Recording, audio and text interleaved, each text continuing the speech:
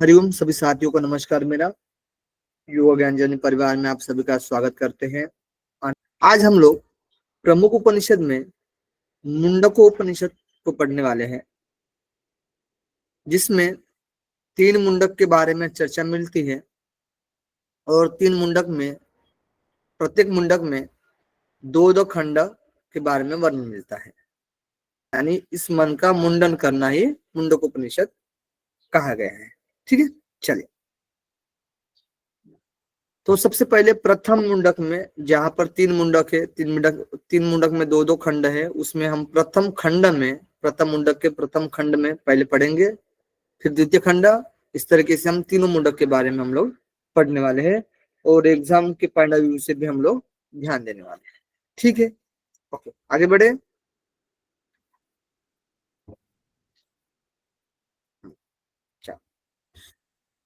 तो ओम इस परमेश्वर नामक स्मरण करके इस उपनिषद का आरंभ होता है।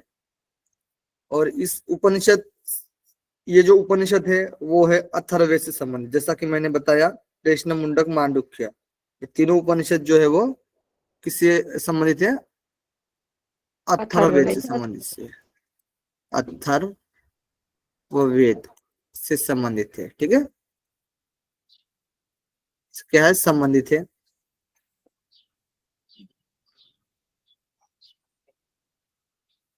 किनका माइक ऑन है क्या? बताइए। माइक ऑन हो तो प्लीज म्यूट कर लीजिए।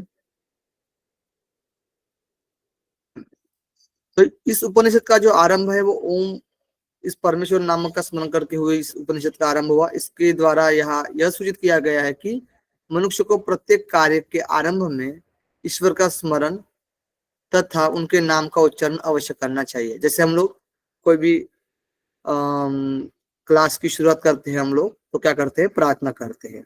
वैसे ही ईश्वर का स्मरण या फिर कोई ईश्वर के नामवाचक जैसे कि ओमकार का उच्चारण करके हमको किसी भी कार्य की क्या करना है? प्रारंभ करना है। ठीक है, इसी तरीके से इस उपनिषद का जो प्रारंभ होता है वो ओम से, ओम के स्मरण से प्रारंभ होता है। ठीक है, चले।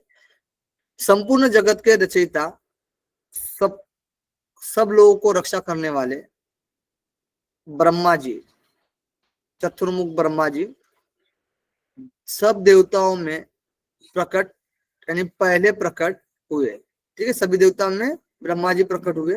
उन्होंने सबसे बड़े पुत्र अथर्वा को सर्व विद्या प्रतिष्ठान, यानी समस्त विद्याओं का आधारभूत ब्रह्म विद्या को भली भांति उपदेश किया। तो सबसे पहले सभी देवताओं में सबसे पहले कौन उत्पन्न हुए? ब्रह्मा जी। ब्रह्मा जी। ब्रह्मा जी सभी देवताओं में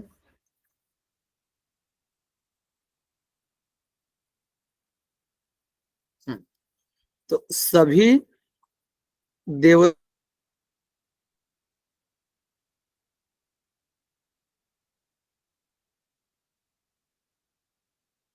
को ब्रह्म विद्या को सबसे पहले किसको दिया? अपने पुत्र अथर्वा को दिया। किसको दिया बताइए? अथर्वा। सबसे बड़े पुत्र, ठीक है, अथर्वा को दिया। ठीक है, ब्रह्म विद्या को, बड़े पुत्र थे।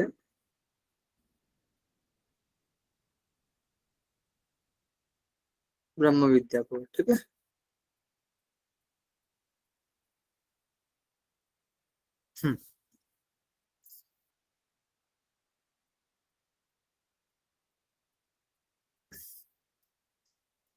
ब्रह्मा ने जिस विद्या का अथर्व को उपदेश दिया है उसी को ब्रह्म विद्या कहते हैं। ठीक है, ब्रह्म विद्या को, यानी उसी ब्रह्म विद्या को अथर्वा ने अंगी अंगी ऋषि को दिया और कहा कि उन अंगी ऋषि ने भारद्वाज गोत्र के सत्यवाह को दिया।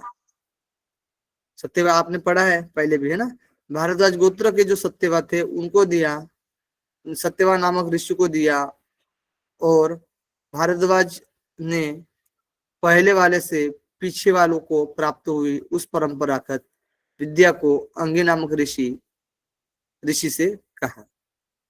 ठीक है, और अंगिरस यानी अंगी नामक ऋषि से शौनक नाम से प्रसिद्ध मुनि महाशाल के अधिष्ठाता, यानी विद्यालय के, बहुत बड़े विद्यालय के, गुरुकुल के, ऋषि कुल के जो अधिष्ठाता थे शौनक जी, ठीक है, जिनको शास्त्र विधि के अंगिरस ने महर्षि अंगिरा के पास आए और पूछा कि हे भगवान, निश्चित पूर्वक किसके जान लेने पर यह सब कुछ जाना हो जाता है, यह मेरा प्रश्न है। तो देखिएगा, तो सबसे पहले यहाँ पर हम लोग नोट डाउन करते हैं, सबसे पहले ब्रह्म विद्या को, ब्रह्म विद्या को ब्रह्मा जी ने किसको दिया बताइए? ज्येष्ठ अथर्वा। पुत्र अथर्वा। अथर्वा। अथर्वा ने उपदेश किसको दिया? अथर्वा ने भरद्वाज अंगी पुत्र अंगी सत्यवान। ऋषि को। अंगी अंगी ऋषि ऋषि के को पहले दिया। ऋषि। अथर्वा ने अंगी ऋषि को दिया, ठीक है। और इस अंगी ऋषि ने किसको दिया? भारद्वाज गोत्र के सत्यवह नामक ऋषि। अंगी ऋषि ने सत्यवाह को दिया, ठीक है। अंगी ऋषि ने दिया ना, यहाँ पर दिया ना, भारद्वाज गोत्री सत्यवाह नामक ऋषि को बतलाए, ठीक है। और भारद्वाज ने पहले वाले से पिछले वालों को प्राप्त हुई उस परंपरागत विद्या को, ठीक है, यानी ये चलता रहा सिलसिला उसी विद्या को इस भारद्वाज में, मतलब भारद्वाज गोत्र में, ठीक है, पहले वाले से पिछले वाले को प्राप्त हुई परंपरागत विद्या को अंगिरस नामक ऋषि को दिया। अंगिरा नामक, अंगिरस नहीं तो अंगिरा आएगा, ठीक है, अंगिरा, अंगिरा, अंगिरा नामक ऋषि को दिया, बतलाया। भारद्वाज ने पहले वाले से पिछले वाले को प्राप्त हुई उस परंपरागत विद्या को अंगी नामक ऋषि, यानी आज इसमें भारद्वाज भी आएगा, ठीक है, ये भी ध्यान रखना। क्वेश्चन इस तरीके से पूछा जाएगा तो आप लोग जरूर ध्यान रखना, भारद्वाज भी आएंगे, ओके, भारद्वाज, भारद्वाज, और फिर वहां से अंगी, अंगिरा नामक, अंगिरा, ठीक है, अंगिरा नामक, अंगिरस, ये अंगी हो गया, ठीक है, अंगिरा या फिर अंगिरस, इसी का नाम दिया गया ना, अंगिरा नामक ऋषि को कहा। और विख्यात है कि वे शौनक नाम से प्रसिद्ध विशाल महान अंगिरस के पास जाकर उस विद्या को ग्रहण किया, ठीक है, अंगिरा या फिर अंगिरस।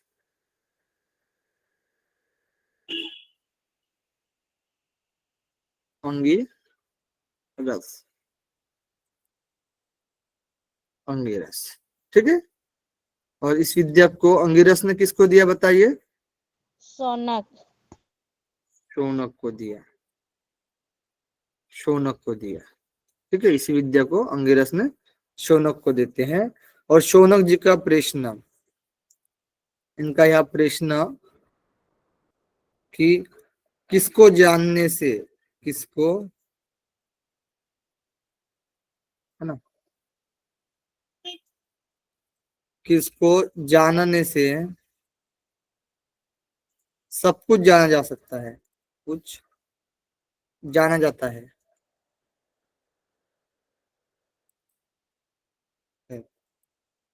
ठीक है।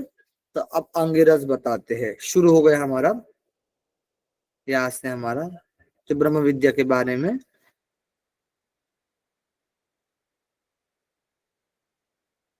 मुनि से वे विख्यात महर्षि अंगिरा बोले, ब्रह्म को जानने वाले इस प्रकार निश्चय पूर्वक कहते आए हैं कि दो विद्याएं ही जानने योग्य है, जो परा, एक होती परा और एक होती दूसरी अपरा, ठीक है। तो किसको जानने की बात की जाती है? उस ब्रह्म ब्रह्म। विद्या को, ठीक है, ब्रह्म विद्या को। जो ब्रह्म को जानने वाले जो लोग कहते हैं कि दो विद्या होती है, कितनी? दो विद्या, विद्या, जानने से सब कुछ जानिए। ठीक है, पहली कौन सी होती है बताइए? परा, परा, पराविद्या। और दूसरी कौन सी होती है बताइए? अपरा, अपरा विद्या। ठीक है, इसको जानने से सब कुछ जाना जा सकता है।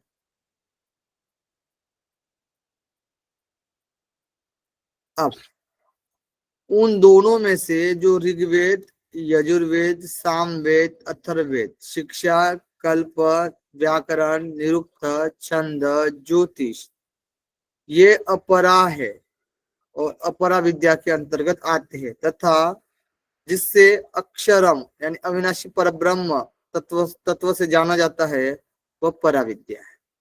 ठीक है, समझ में आया?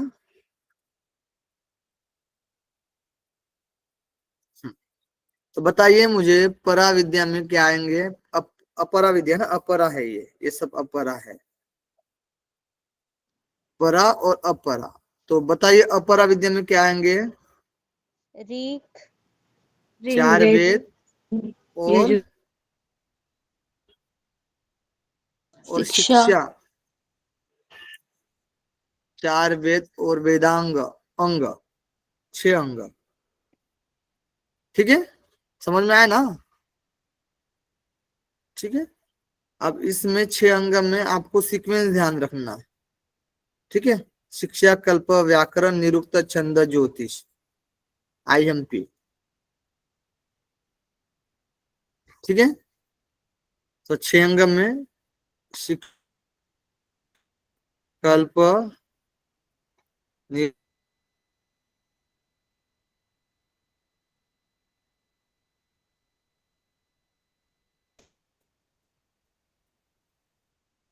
व्याकरण, सीक्वेंस ध्यान रखना, शिक्षा, कल्पन, व्याकरण, निरुक्त, निरुक्त, छंद, ज्योतिष, ये वेद के अंग है। वेद के क्या है बताइए? अंग है, यानी इसको वेदांग कहा जाता है। वेदांग कहा जाता है। ये अपरा विद्या में आएंगे 4 वेद और 6 अंग, और परा विद्या में जो आएंगे अक्षरम यानी ओम, अक्षरम यानी कि ओम, उस ब्रह्मा। ठीक है, ब्रह्मा। ओके, आगे देखते हैं अभी। अब ऊपर बतलाए हुई परा विद्या के द्वारा जिसका ज्ञान होता है वह अविनाशी ब्रह्म कैसा है, जिज्ञासा को कहते हैं। यानी परा विद्या के द्वारा किसका ज्ञान होता है बताइए? अविनाशी ब्रह्म का ज्ञान होता है। तो किसके द्वारा होता है? परा विद्या के परा द्वारा। विद्या, ठीक है, परा विद्या के द्वारा, ध्यान रखना आप लोग। परा विद्या के द्वारा पर ब्रह्म का ज्ञान,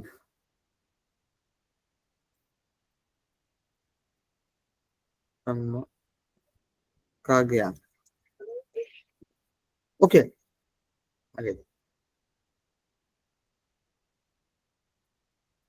अब देखिए, अब जिस अविनाशी परब्रह्म का ज्ञान हो जाता है उस जिज्ञासा पर कहते हैं कि वह जो जानने में न आने वाला यानी अदृश्यम, अग्राह्यम यानी पकड़ने में न आने वाला, अगोत्रम यानी गोत्र आदि रहित, वर्ण अवर्णगम यानी रंग और आकृति से रहित, अचक्षु यानी श्रोत्र, अचक्षु श्रोत्रम यानी नेत्र कान ज्ञानेंद्रियों से रहित, अपानिपादम यानी हाथ पैर आदि कर्मेंद्रियों से रहित, तथा वह जो नित्यम विभुम यानी सर्वव्यापी, सर्वगतम यानी सब में फैला हुआ, सुसूक्ष्म यानी अत्यंत सूक्ष्म, अव्ययम यानी अविनाशी परब्रह्म है, उस भूत योनि समस्त प्राणियों के परम कारणों को, भूत योनि यानी समस्त प्राणियों के परम कारणों ज्ञानी जन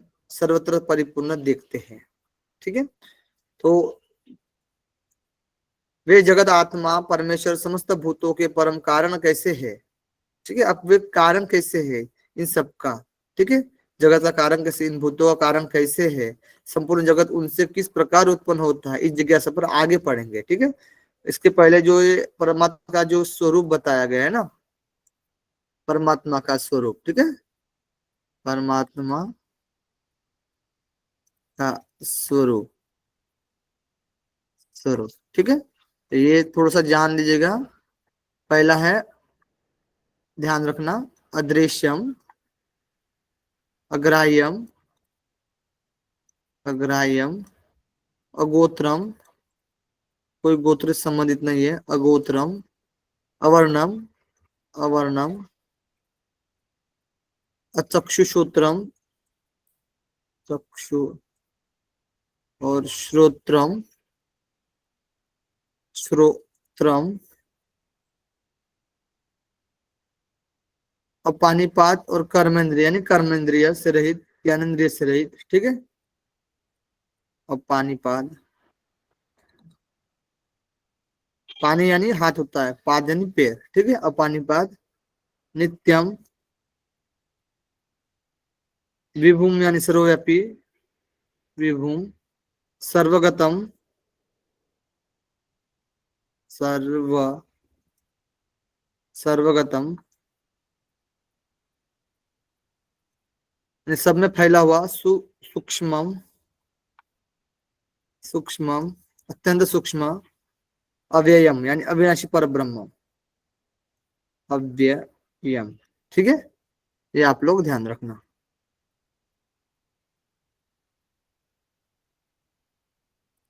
समस्त प्राणियों के परम कारणों को, ठीक है, और समस्त प्राणियों का ज्ञानी, कारणों को ज्ञानी जन सर्वतः परिपूर्ण देखते हैं, और समस्त प्राणियों का कारण है ना, ये भी लिख सकते हैं ना, समस्त प्राणियों का कारण, ठीक है। चल आगे देखते हैं अभी।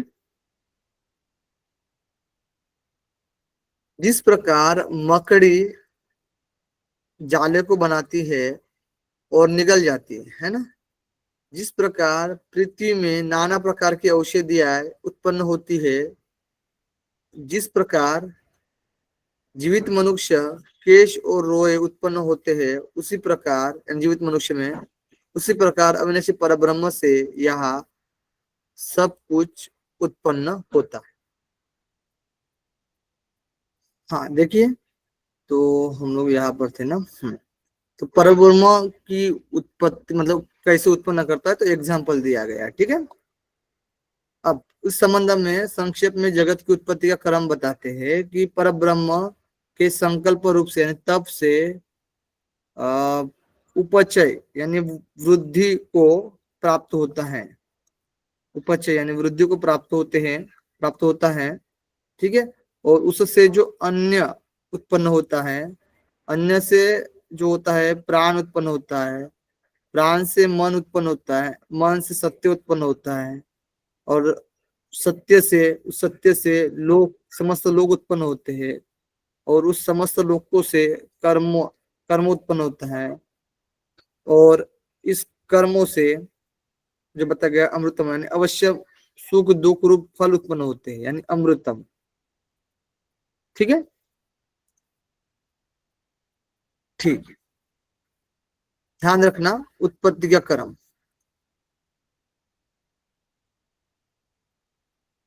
जगत की उत्पत्ति थी क्रम, ठीक। बताइए जगत की उत्पत्ति क्रम के बारे में बताइए कि सबसे पहले परब्रह्म से, परब्रह्म, परब्रह्म के संकल्प से यानी तप से, ब्रह्म से के तप से, तप से वृद्धि को प्राप्त होता है, यानी चीयत यानी उपचय को प्राप्त होता है, जिससे कि मन, ठीक है, तब से मन, अन्न है ना, सॉरी अन्न, अन्न की उत्पत्ति होती है,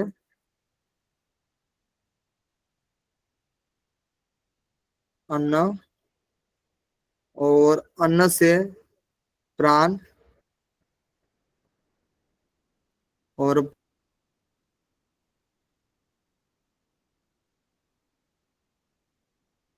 प्राण से मन,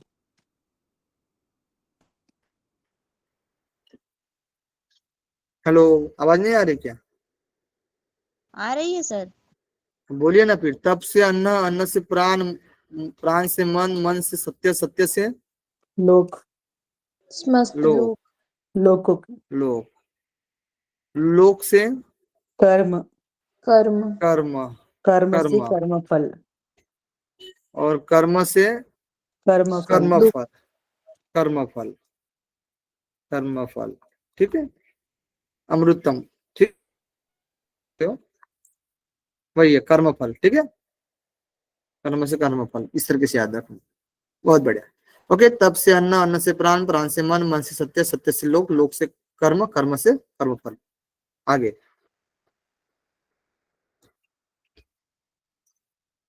आगे देखिए। अब परमेश्वर की महिमा का वर्णन करते हुए इस प्रकरण का उपसंहार करते हैं। अब इस प्रकरण जो है मतलब पहला जो खंड है वो समाप्त होता है।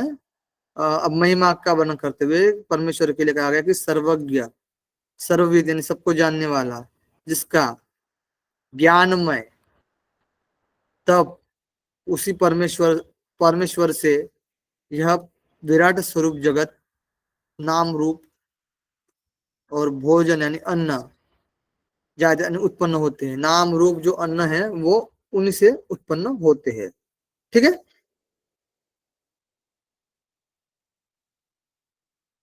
नाम रूप अन्न।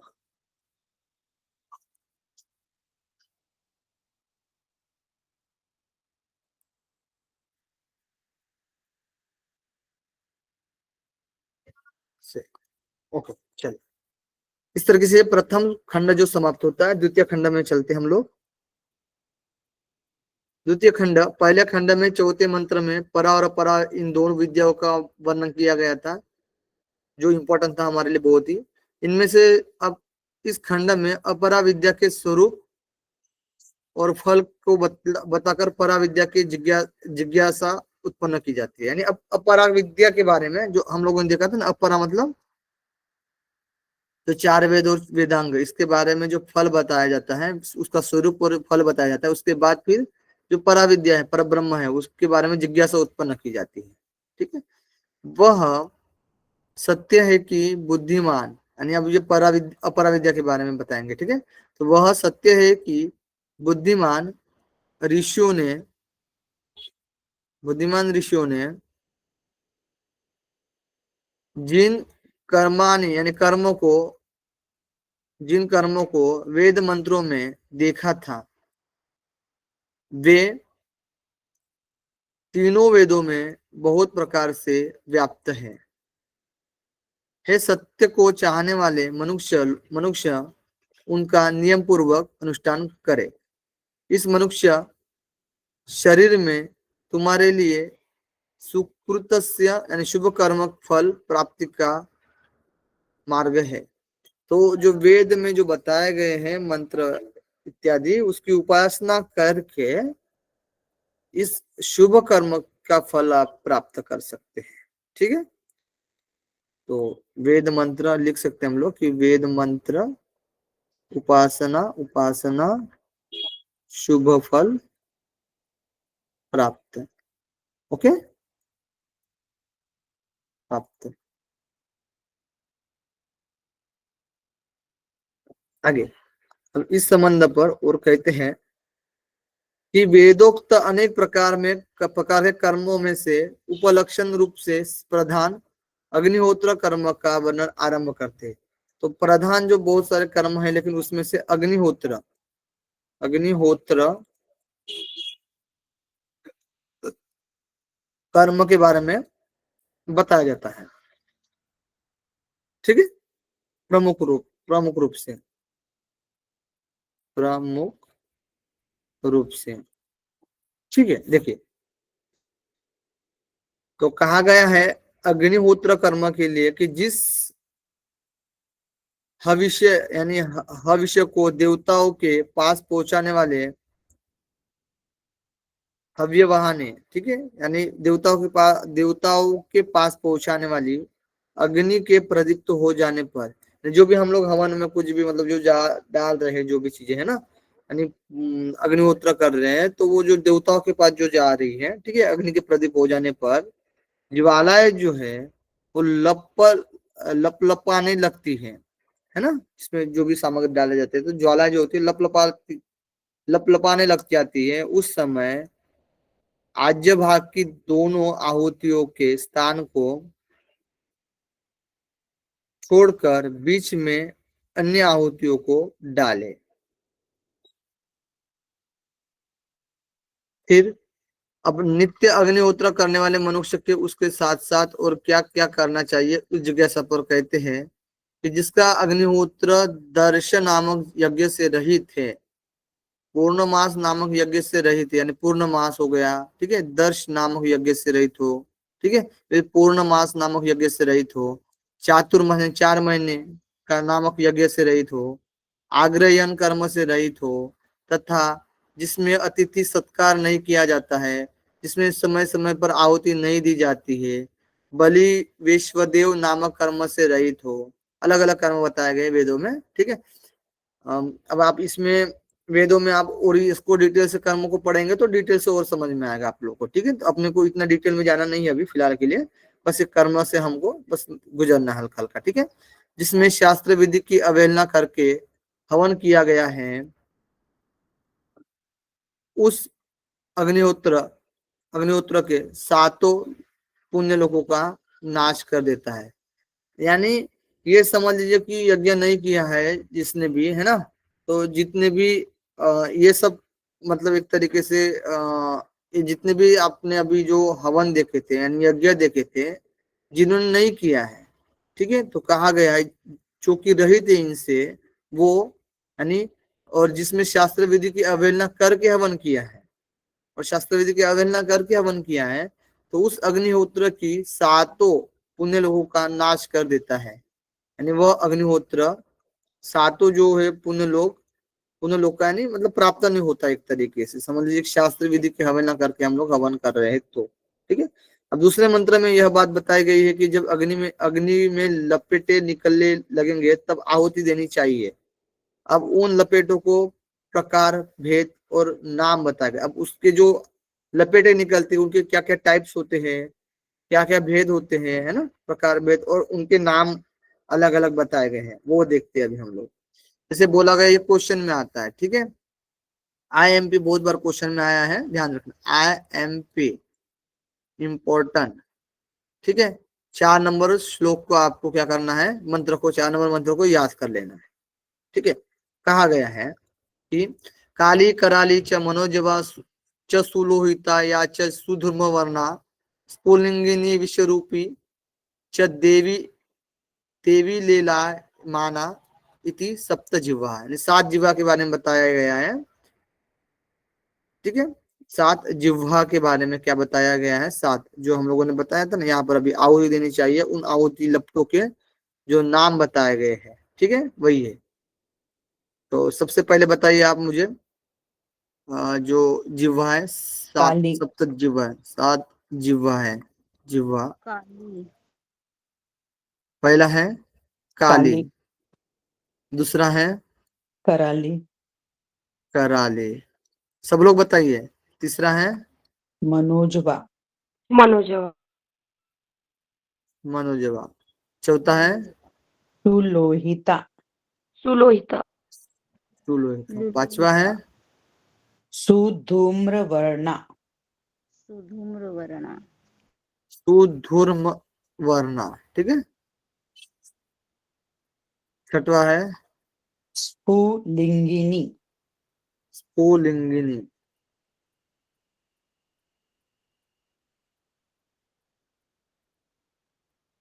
सातवा है विश्वरुचि।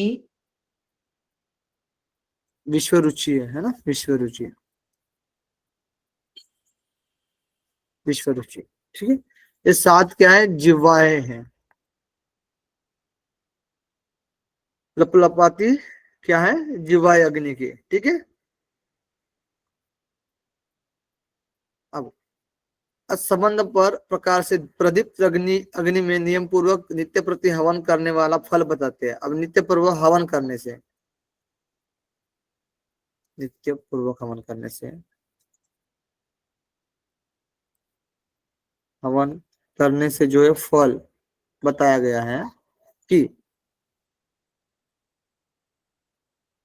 कहा गया कि जो कोई भी अग्निहोत्री इन दीप्तिमान ज्वालाओं को ठीक समय पर अग्निहोत्र करता है और निश्चय ही यानी अग्निहोत्रों को निश्चय ही उस अग्निहोत्रों को निश्चय ही अपने साथ लेकर आहुतियां आहुतियां सूर्य की रेशमी यानी किरणें बनकर पहुंचा देती है।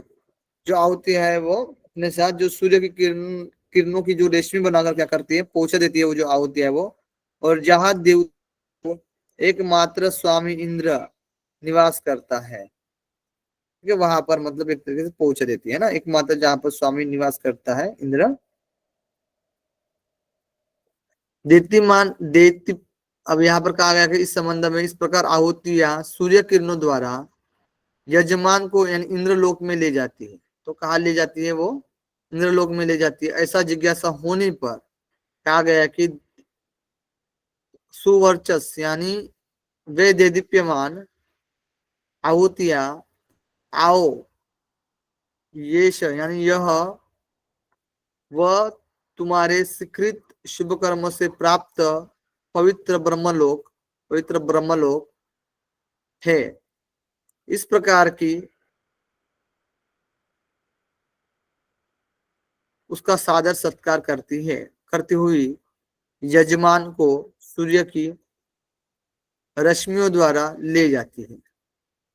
ठीक है, यानी यजमान को जो करने वाले हैं, जो यजमान जो होते हैं, आहुति देने वाले होते हैं, उनको ले जाती है इंद्रलोक में और कहती है कि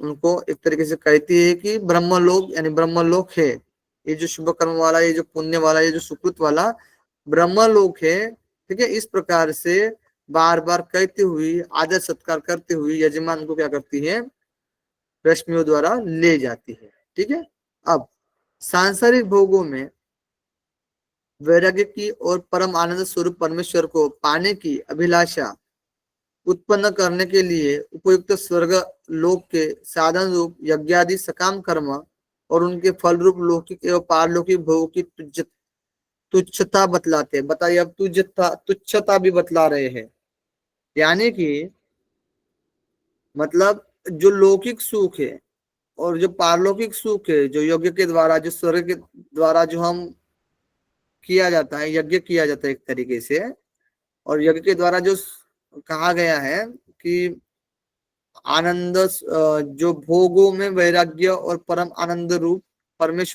परमेश्वर पाने की अभिलाषा उत्पन्न करने के लिए स्वर्ग लोक के साधन रूप यज्ञादि सकाम कर्म और उनके फल रूप लौकिक और पारलौकिक भोगों की तुच्छता बतलाते हैं। कहते हैं कि निश्चय ही ये यज्ञ रूप 18 नौकाएं यानी अध्रुट यानी अस्थिर है, जिनमें निजी श्रेणी का उपासना रहित सकाम कर्म, तो उपासना रहित बताया गया है।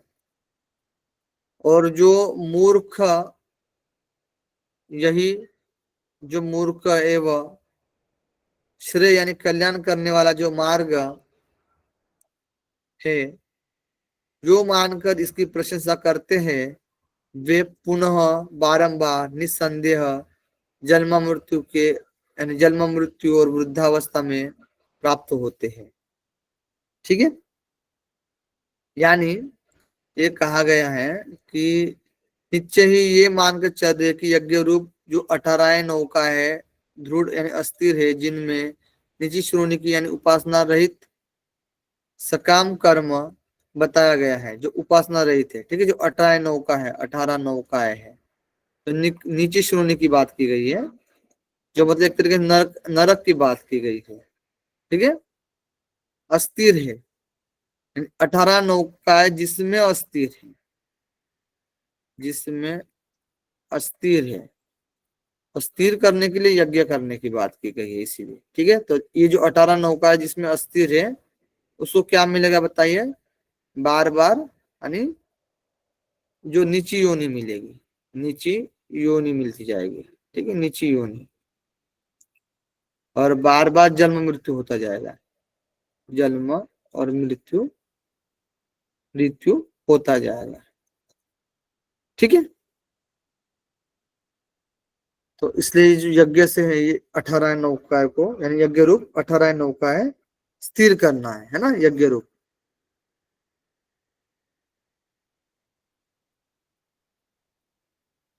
आगे देखिए, अब वे किस प्रकार दुख भोगते हैं इसका स्पष्टीकरण करते हैं।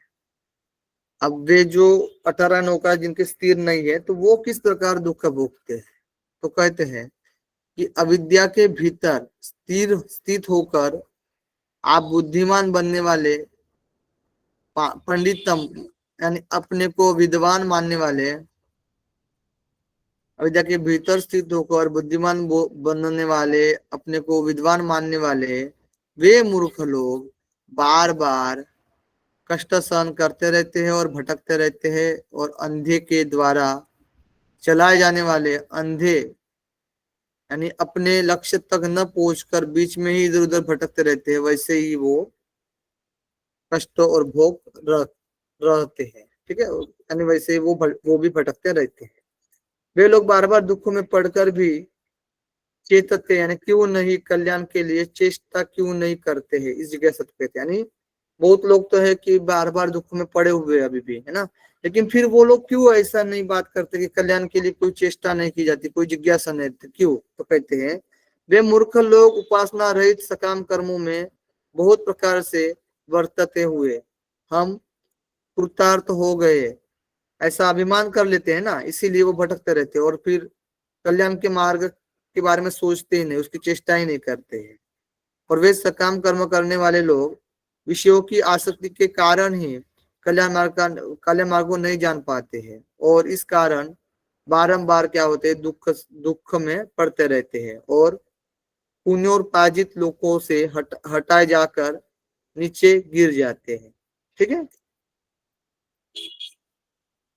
यानी वो बारंबार जन्म मृत्यु के चक्कर में फंसे रहते हैं। इष्ट इष्टपूर्तम यानी कि इष्ट और पूर्व यानी वही बात की गई है, ठीक है, लेकिन आ गया इष्ट और पूर्त कर्मों की ही श्रेष्ठ मानने वाले, इष्ट और पूर्त कर्मों को ही श्रेष्ठ मानने वाले जो मूर्ख लोग है, उससे भिन्न वास्तविक श्रेय को नहीं जानते हैं। पुण्य कर्मों के फल स्वरूप स्वर्ग के उच्चतम स्थान में जाकर श्रेष्ठ कर्मों के फल स्वरूप वहां के भोग का अनुभव करके इस मनुष्य लोक में अथवा इससे भी अत्यंत हीन योनियों में प्रवेश कर लेते हैं, ठीक है। अब ऊपर बताए हुए सांसारिक भोगों से विरक्त मनुष्य को आचार व्यवहार और उनका फल का वर्णन करते हैं। ऊपर बताया गया अभी जो मूर्ख लोग जो है उनके बारे में, यानी सांसारिक भोगों से विरक्त, अब बतलाते हुए अब कहते हैं कि सांसारिक भोगों से जो विरक्त है मनुष्य को आचार व्यवहार और फल का वर्णन करते हैं। तो किंतु जो वन में रहने वाले विद्वांस, यानी शांत स्वभाव वाले वन में रहने वाले शांत स्वभाव वाले विद्वान तथा भिक्षा के लिए विचरने वाले तप, समय रूप तप तथा श्रद्धा का सेवन करते हैं, रजोगुण रहित सूर्य के मार्ग से वहां चले जाते हैं जहां पर अमृत यानी जन्म मृत्यु से रहित जो जगह है नित्य अविनाशी पुरुष परम पुरुष रहता है, ठीक है, जो वन में रहने वाले है, ठीक है। तो यहाँ पर कहा गया जो परमात्मा मतलब एक तरीके से अमृत जिसको प्राप्त होता है ना, अमृत के लिए जो वन में रहते हैं, शांत स्वभाव जिसका है, स्वभाव जो भिक्षा के लिए विचरने वाले, सिर्फ भिक्षा के लिए, ठीक है, विद्वान भिक्षा के लिए बस विचरण करते हैं, भिक्षा के लिए विचरण करते हैं, तप श्रद्धा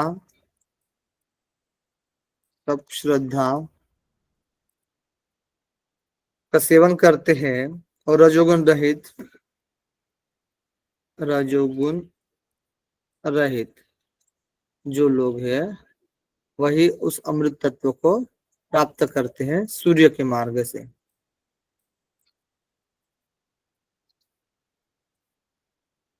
जन्म मृत्यु मृत्यु दूर। ठीक है, चल आगे देखते हैं।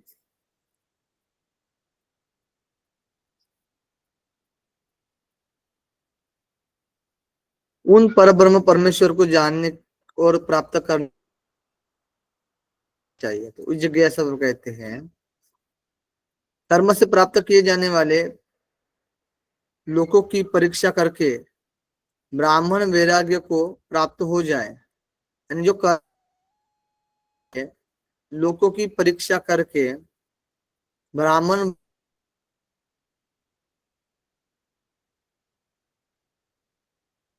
अकृत और सिद्ध नित्य परमेश्वर नहीं मिल सकता। ठीक है ना, यानी परमेश्वर जानने और प्राप्त करने के लिए मनुष्य को क्या करना चाहिए।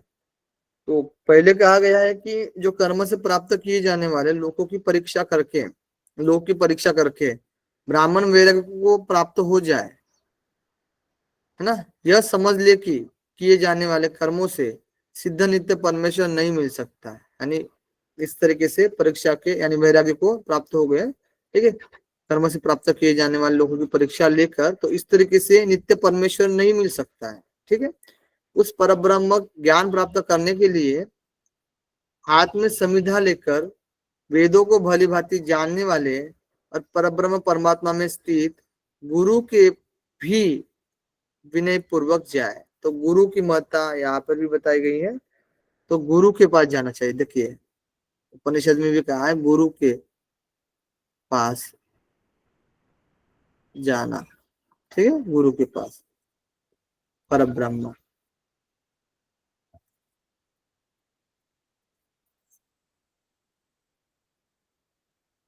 अब उस संबंध पर बताते हैं कि लक्षण वालों अब बतलाते हुए कि लक्षणों वाला कोई शिष्य यदि गुरु के पास आ जाए तो गुरु को क्या करना चाहिए, इस जिज्ञासा पर कहते हैं यानी विद्वान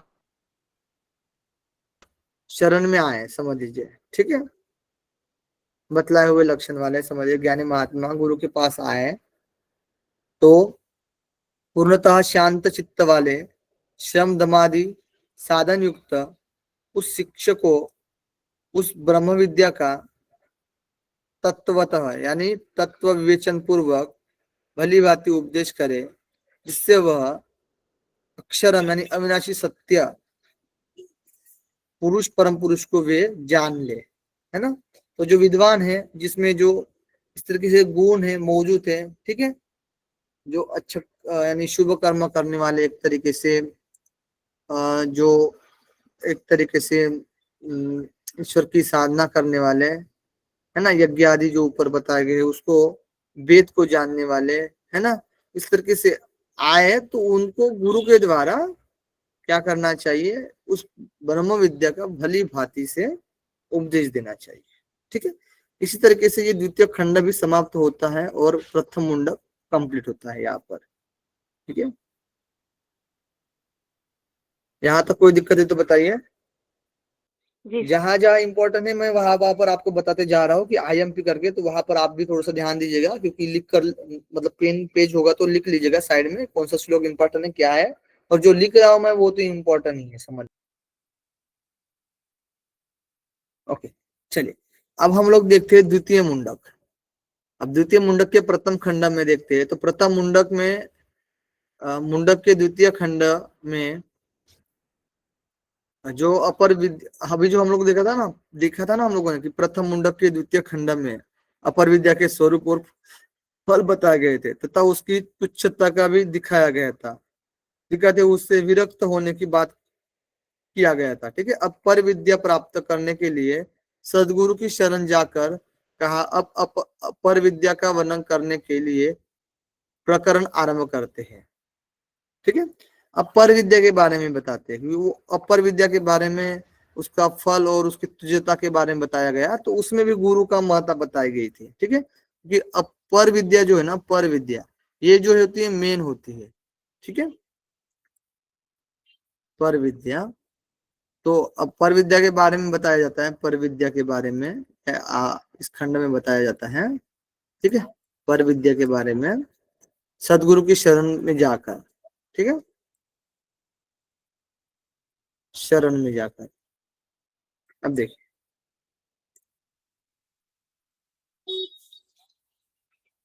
हाँ, हे प्रिय, वह सत्य यह जिस प्रकार प्रज्वलित अग्नि में से उसी के समान रूप वाली हजारों चिंगारियां नाना प्रकार से प्रकट होती है, उसी प्रकार अविनाशी परब्रह्म परब्रह्म से नाना प्रकार के भाव उत्पन्न होते हैं, अतएव उसी में विलीन हो जाते हैं। ठीक है, यानी एक एग्जाम्पल दिया गया है कि जैसे ये जो मंत्र में कहा गया, पहले मंत्र में, जैसे अग्नि, अग्नि से क्या होता है बताइए? चिंगारियां निकलती है, बहुत सारे जी चिंगारी, चिंगारी, चिंगारी। जैसे अग्नि शांत होती, चिंगारी भी क्या हो जाती है? उसी के साथ शांत हो जाती है। शांत हो वैसे ही जाते हैं। परमात्मा, परमात्मा से ये जो जगत उत्पन्न हुआ है, ठीक है, वैसे ही चिंगारी की भांति ये भी क्या हो जाता है? शांत हो जाता है। ठीक है, यानी उसी में विलीन हो जाता है। अब इस संबंध में कहा गया कि जिन जिन पर ब्रह्म अविनाशी पुरुषोत्तम से यह जगत उत्पन्न होकर उन्हीं में विलीन हो जाता है, वे स्वयं कैसे इस जिज्ञासा पर कहते हैं कि निश्चय ही दिव्य पूर्ण पुरुष, आकार रहित, समस्त जगत के बाहर और भीतर व्याप्त, अतीत यानी जन्म आदि विकारों से अतीत, प्राण रहित, मन रहित होने के कारण सर्वदा विशुद्ध है, इसलिए अक्षराद यानी अविनाश जीवात्मा से अत्यंत श्रेष्ठ है। यानी इसलिए ये जो जीवात मतलब ये जो परमात्मा है, परम तत्व है, ये अत्यंत क्या है? श्रेष्ठ है। अब उपयुक्त लक्षणों वाले निराकार परमेश्वर यह साकार जगत किस प्रकार उत्पन्न हो जाता है, इस जिज्ञासा पर उनकी सर्वशक्तिमान का वर्णन करते हैं, शक्ति का वर्णन करते हैं, किस प्रकार से अब ये जगत उत्पन्न होता है। इसी परमेश्वर से प्राण उत्पन्न होता है और प्राण से मन उत्पन्न होता है और समस्त इंद्रिया उत्पन्न होती है, और फिर आकाश वायु ज्योति यानी वही अग्नि, आप यानी जल, और विश्व से धारिणी यानी पृथ्वी, संपूर्ण प्राणियों को धारण करने वाली पृथ्वी उत्पन्न होती है। ठीक है, अब यहाँ पर भी जगत का क्रम बताया गया है। बताओ, जगत का क्रम, जगत क्रम 2 नंबर है ना। पहले में भी, पहले मुंडक में हम प्रथम अध्याय में देखा, और द्वितीय मुंडक में भी द्वितीय। पहले ही तो खंड में देख रहे हैं। ठीक है, जी सर। तो इसमें भी क्या हाँ, इसमें बताया गया कि प्राण से मन, मन से इंद्रिय यानी इंद्रिया, और इस इंद्रियों से आकाश, वायु, तेज, जल और पृथ्वी। ठीक है, इस परमेश्वर का अग्नि यानी इस परमेश्वर का जो अग्नि यानी मस्तक है, मुर्दा क्या है? मस्तक है, और चंद्रमा और सूर्य दोनों नेत्र है, दिशा सब दिशाएं जो है दोनों कान क्या दिशा है, और वेद विस्तृत वेद वाणी है, और वायु यानी वायु प्राण है, और हृदय क्या है? जगत, यानी ये जो हृदय है वही जगत है, जगत हृदय है।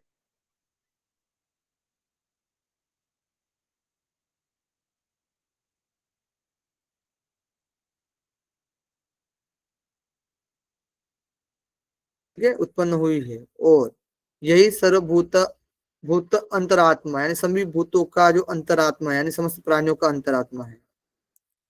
ठीक है, तो आप लोग को क्या लिखना है अभी बताइए। IMP लिखे, बताइए। जी सर। IMP, ठीक है। ये चौथा दूसरे मुंडक के प्रथम खंड का चौथा मंत्र को याद करना है। क्या करना है? याद करना है।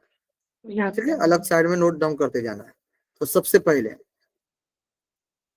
पहले हम लोग अब लिखते हैं। ठीक है, बहुत बार क्वेश्चन आया हुआ है। ठीक है, अग्नि, बताइए। परमेश्वर, परमेश्वर, परमेश्वर, ठीक है। परमेश्वर की जो हम लोग क्या देखे थे, सर्वशक्ति, परमेश्वर की सर्वशक्ति, शक्ति जो स्थूल रूप में तरीके से यहाँ पर की गई है कि अग्नि, अग्नि क्या है बताइए? परमेश्वर का मस्तक। मस्तक। मस्तक है, मस्तक है। ठीक है, चंद्रमा और सूर्य, नेत्र। नेत्र। सूर्य नेत्र है, चंद्रमा और सूर्य नेत्र है। दिशाएं क्या है?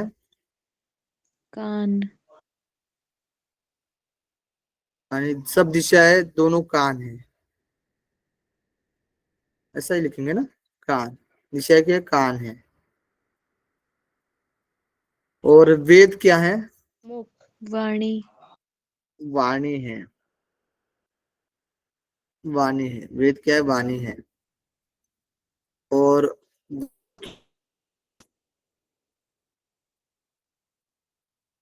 वायु क्या है? प्राण। प्राण। हाँ। हाँ। जगत क्या है? हृदय। हृदय। हृदय। और दोनों पैर क्या है? पैरों से पृथ्वी उत्पन्न हुई। पृथ्वी। दोनों पैरों से पृथ्वी को धारण किया है। और समस्त प्राणियों का अंतरात्मा है, अंतरात्मा, प्राणियों का, प्राणियों का अंतरात्मा। Very good. ठीक है, याद रहेगा आप लोग को। अग्नि, मस्तक, चंद्र, सूर्य, अग्निनेत्र, दिशाएं कान, वेद वाणी, वायु प्राण, जगत हृदय, दोनों पैर पृथ्वी और प्राणियों का ये क्या अंतरात्मा है। बताइए रुपेंद्र जी, रुपेंद्र जी, रुपेंद्र जी, क्लास में नहीं हो?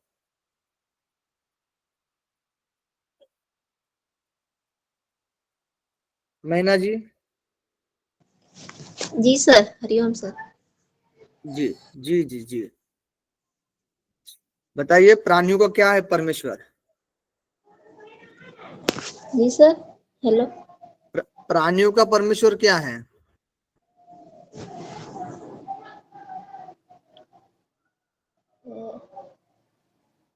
अंतरात्मा सर। अंतरात्मा, वेरी गुड। अब फिर से, अब यहाँ पर हम लोग देखते हैं कि जगत की उत्पत्ति का क्रम बताया गया है। ठीक है, अब कितनी उत्पत्ति करेंगे बताइए। जगत उत्पत्ति, उत्पत्ति क्रम, माइक म्यूट कर लीजिए। जगत उत्पत्ति का क्रम बताया गया है, फिर से देख लीजिए। उसी परमात्मा से अग्निदेव प्रकट होता है, और अग्नि से सूर्य, और सूर्य से सोम, सोम से पर्जन्य यानी मेघ उत्पन्न होता है, यानी, और मेघों से वर्षा द्वारा पृथ्वी, और पृथ्वी से औषधि। ये बहुत इंपॉर्टेंट है, ये याद रखना है आप लोग को, मेन है। ठीक है, उत्पन्न हुई है। और रेत औषधियों के भक्षण से उत्पन्न हुए। वीर्य,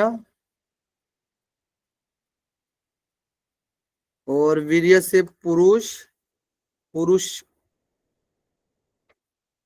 यानी वीर्य उत्पन्न हुआ ना, वीर्य को पुमान यानी पुरुष और स्त्री में सिंचन करता है ना, तब संतान उत्पन्न होता है। यानी इस प्रकार पुरुष से, उस परम पुरुष से ही बनी ये प्रजा नाना प्रकार से चराचर प्राणी नियम पूर्वक उत्पन्न हुए हैं। ठीक है, ये ध्यान रखना आप लोग। हाँ, तो बताइए, सबसे पहले बताइए, सबसे पहले क्या होता है उत्पन्न? ब्रह्म। अग्नि। अग- अग्नि परब्रह्म से, परब्रह्म से, परब्रह्म से क्या है? अग्नि। अग्नि से सूर्य, बताइए, सूर्य। सूर्य से सोम, सोम, सोम से पर्जन्य, मेघ, पर्जन्य यानी सूर्य, मेघ, मेघ। और मेघ से सोम, वर्षा, मेघ, मेघों से यानी वही मेघों से वर्षा हो जाएगी, उससे पृथ्वी। औषधि, औषधि। पृथ्वी, मेघ से पृथ्वी, और नहीं पृथ्वी। सर, किन का माइक ऑन है ऐसा लग रहा है? प्रियंका जी, क्या चल रहा है भाई? हाँ, है ना, मेघ उत्पन्न होता है और मेघों की वर्षा के द्वारा पृथ्वी उत्पन्न होती है ना। पृथ्वी, पृथ्वी में नाना प्रकार की औषधि उत्पन्न होती है। ठीक है, पृथ्वी, पृथ्वी से क्या है? औषधि। और औषधि से औषधि हुई, उत्पन्न हुई। और रेत यानी औषधियों के भक्षण से उत्पन्न हुए वीर्य को, यानी रेत यानी वीर्य, औषधि से रेत यानी वीर्य। और उस वीर्य से, वीर्य को यानी उत्पन्न हुए वीर्य, वीर्य से पुरुष जब स्त्री में सिंचन करता है तब संतान उत्पन्न होता है, उस वीर्य से ही संतान। इस प्रकार से जो है परम पुरुष से यह सब प्रजा बनी हुई है। ठीक है, ये सीक्वेंस है, सिंपल ध्यान रखना। अग्नि, सूर्य, सोम। ठीक है, समझ लीजिए। देखिए, एक लॉजिक लगाए, बताइए, जी सर लगाइए। सर, याद रहेगा आप लोग को। ठीक है, ऐसे लॉजिक नहीं है, ये फैक्ट है।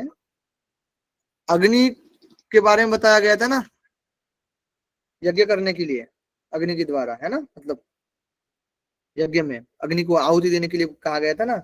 वो ऊपर जाएंगी, और ऊपर कौन लेकर जाएगा? सूर्य की किरण लेकर जाएगी, बराबर है। सूर्य की, अब सूर्य की किरण कहाँ लेकर जाएगी? इंद्र स्थान में लेकर जाएगी, सोम में, है ना, मेघ में, इंद्र स्थान। ठीक है, यानी सोम में चंद्रमा। ठीक है, सोम ठंडा। तो वहां से क्या होगा? इंद्र स्थान से पर्जन्य यानी मेघ से बारिश होगी। जब यज्ञ कर रहे हैं हम लोग, प्रोसेस चल रहा है। ठीक है, अब मेघ से बारिश होगी तो कहाँ बारिश होगी? पृथ्वी पर होगी, पृथ्वी, बिल्कुल पृथ्वी पर होगी। तो पृथ्वी में क्या है? पेड़ पौधे, औषधियां हैं। तो औषधियां क्या होंगे? बड़े होंगे। अब पेड़ पौधे, औषधियां बड़े होंगे, और इसको हम क्या करते हैं? ग्रहण करते हैं। औषधि खाने पर लास्ट में क्या बनता है? तो वीर्य ही बनता है।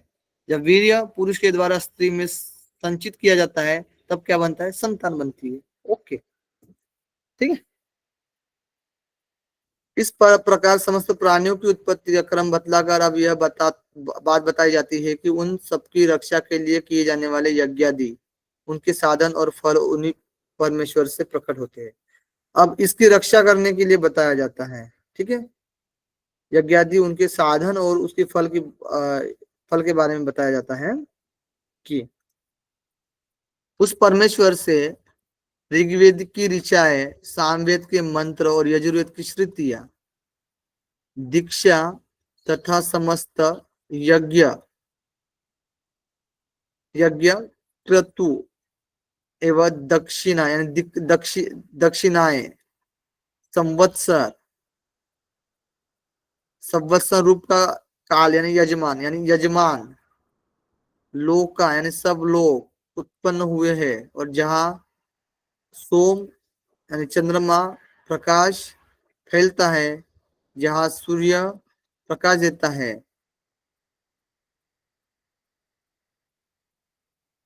और समस्त संबंध अब वे देवादि समस्त प्राणियों के भेद और सब प्रकार के सदाचार भी उन्हीं ब्रह्म से उत्पन्न हुए हैं, यह बताते हैं। ठीक है, पर ब्रह्म से उत्पन्न सब कुछ बताया जाता है कि उसी से, परमेश्वर से ही अनेक भेदों वाला देवता लोग उत्पन्न होते हैं। संध्यागण, मनुष्य, पशु पक्षी, प्राण, अपान वायु, धान जो आदि जो अन्न है, तप, श्रद्धा, सत्य, ब्रह्मचर्य, विधि, यज्ञ आदि के अनुष्ठान विधि भी, ये सब उत्पन्न होते परमेश्वर से, बताया गया है। ठीक है,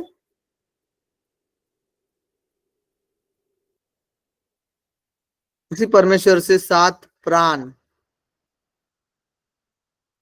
प्राण उत्पन्न होते हैं और सप्त अचीर्ष यानी सप्त अग्नि उत्पन्न होती है और 7 समिधाएं उत्पन्न होती है यानी विषय रूपी समिधाएं, और 7 प्रकार के होम उत्पन्न होते हैं। इस और इनमें सप्तलोका यानी इसी से ही 7 लोग, इंद्रियों के 7 द्वार उत्पन्न होते हैं और जिनमें प्राण विचरते हैं। हृदय रूप गुहा में शयन करने वाले 7 के समुदाय उसी के द्वारा सब प्राणियों में स्थापित किए हुए हैं। देखिए, ये एक बार नोट डाउन कर लीजिएगा, क्वेश्चन आ सकता है इसमें से, आता ही है ना क्वेश्चन। ठीक है, उसी परमेश्वर से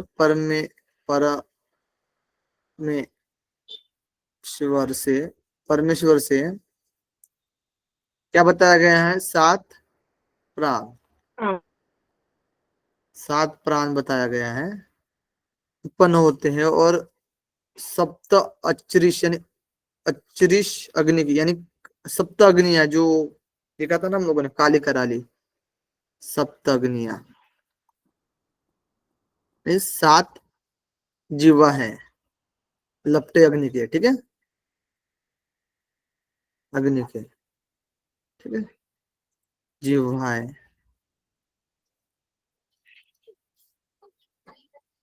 फिर 7 समिधाएं, विषय रूपी समिधाएं,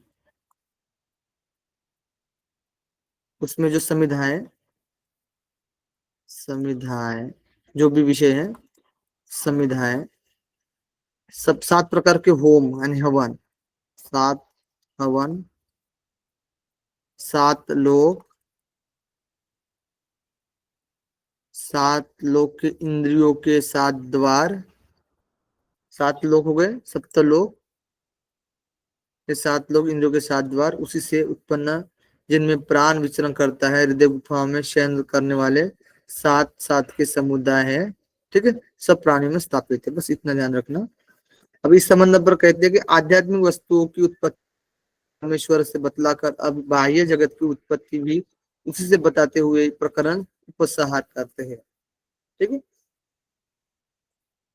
यानी कि अब इसी से समस्त समुद्र, पर्वत, इसी से जो सर्वरूपा अनेक रूपों वाली नदियां बहती है, संपूर्ण औषधियां, रस से पुष्ट शरीर में ही यह अंतरात्मा, सबका अंतरात्मा सब प्राणियों की आत्मा के सहित तिष्ठते यानी हृदय गुफा में रहता है। ठीक है,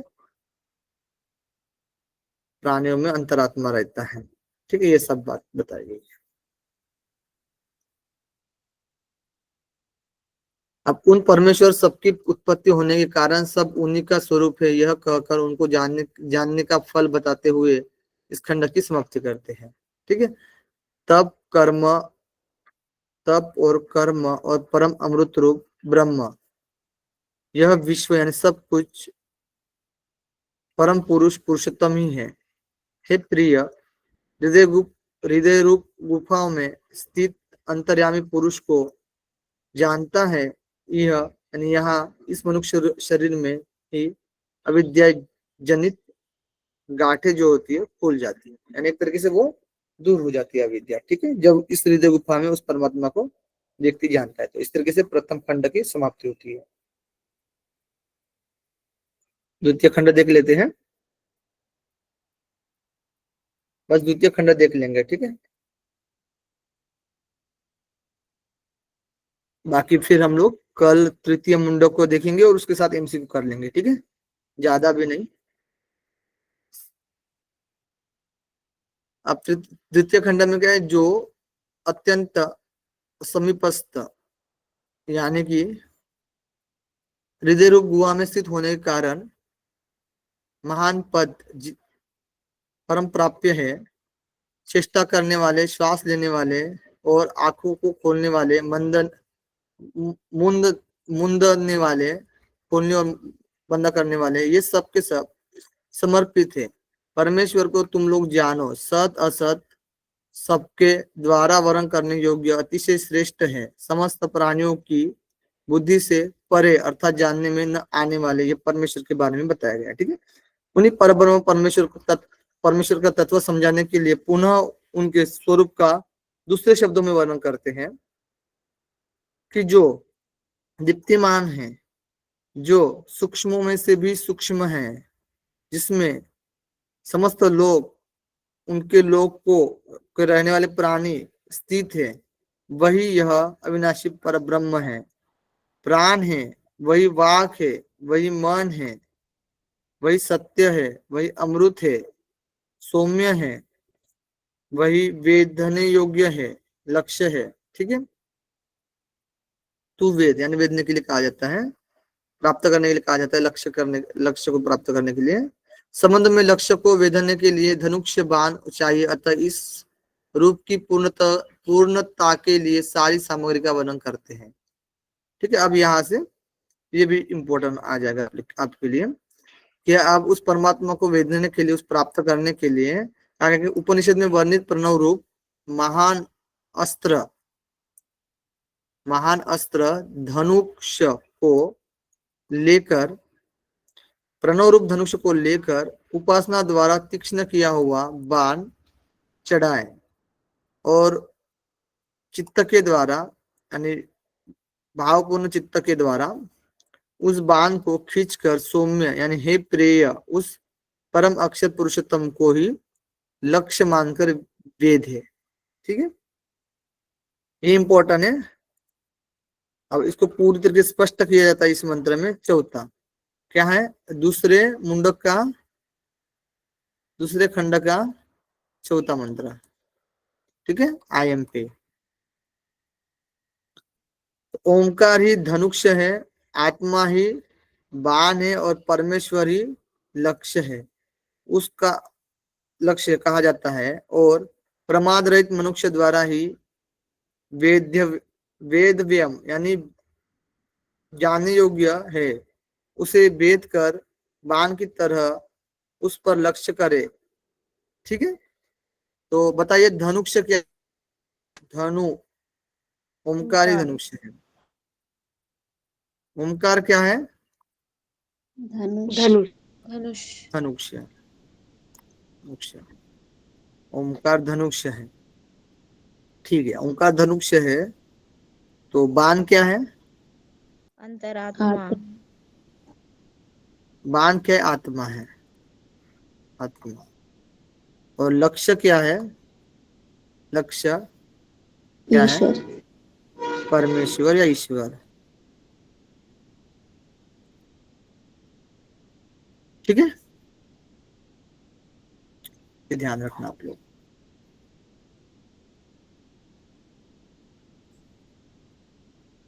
जिसमें स्वर्ग पृथ्वी अंतरिक्ष उनके बीच का आकाश समस्त प्राणियों के तथा समस्त प्राणियों के मन गूथा हुआ है ना, उसी एक सबके आत्मरूप परमेश्वर को जानो। दूसरा बताया गया है सर्वदा छोड़ दो, यही अमृत का सेतु है। अब संबंध में पुनः परमेश्वर स्वरूप वर्णन करते हुए उनकी प्राप्ति का साधन बताते हैं। परमेश्वर की प्राप्ति का साधन बताते हैं कि रथ की नाभि में जुड़े हुए जो अरा होते हैं ना, औरों की भांति, जिसमें नाड़ियां समस्त देह व्यापिनी नाड़ियां एकत्र स्थित है, वह बहुत प्रकार से उत्पन्न होने वाला यह अंतर्यामी परमेश्वर मध्य मार्ग में रहता है। सर्वात्म परमात्मा का ओम इस नाम के द्वारा ही ध्यान करो और अज्ञानमय अंधकार से अतीत भवसागर के अंतिम तट रूप पुरुषोत्तम की प्राप्ति के लिए साधन करने में कल्याण हो। ठीक है। परमेश्वर के स्वरूप का ही वर्णन करते हैं फिर से, जो सर्वदा जानने वाले, सब ओर से जानने वाले, जिसकी जगत में महिमा है, यह प्रसिद्ध सबका आत्मा परमेश्वर दिव्य आकाश रूप ब्रह्मलोक में स्वरूप से स्थित है। प्राण शरीर यानी सबके प्राण शरीर का नेता, हृदय कमल आश्रय लेकर अन्नमय स्थूल शरीर में प्रतिष्ठित है। आनंद स्वरूप सर्वत्र प्रकाशित है। बुद्धिमान मनुष्य विज्ञान के द्वारा उसको भली भांति प्रत्यक्ष कर लेते हैं। अब परमात्मा के ज्ञान का फल बताते हैं कि कार्य कारण स्वरूप उस परमात्मा पुरुषोत्तम को तेज तत्व से जान लेने पर हृदय ग्रंथि की क्या हो जाती है, गाढ़ जो होती है वो खुल जाती है और संपूर्ण संशय क्या हो जाते, टूट जाते हैं और समस्त शुभ अशुभ कर्म क्या हो जाते, नष्ट हो जाते। शुभ अशुभ कर्म नष्ट। ठीक है। फल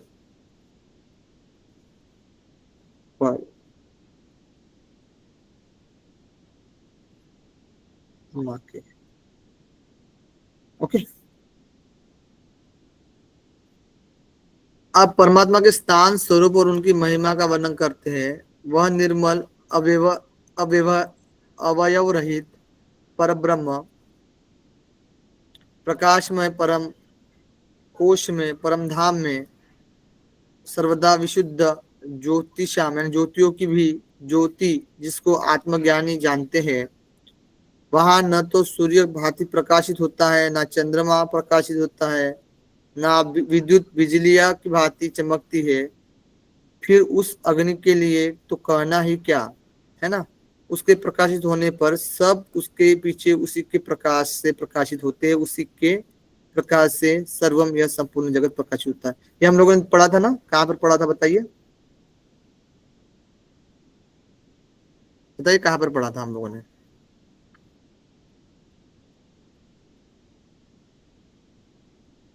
अभी पढ़ा था, कल ही पढ़ा था खैर रात को, श्वेतचित्र उपनिषद में। श्वेतचित्र उपनिषद में पढ़ा था। श्वेत उपनिषद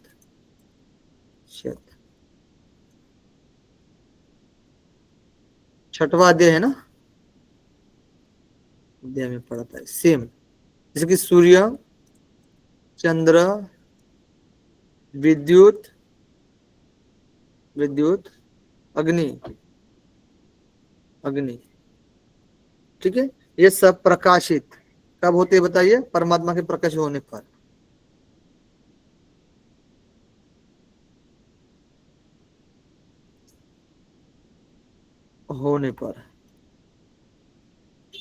ठीक है, चलो बहुत बढ़िया।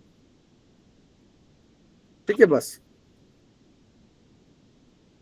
यह अमृत स्वरूप परब्रह्म ही सामने है, ब्रह्म ही पीछे है, ब्रह्म ही दाई ओर है, बाई ओर है, नीचे की ओर है, ऊपर की ओर है, इस तरीके से फैला हुआ है। एकदम यह जो संपूर्ण जगत है यह सर्वश्रेष्ठ ब्रह्म ही है।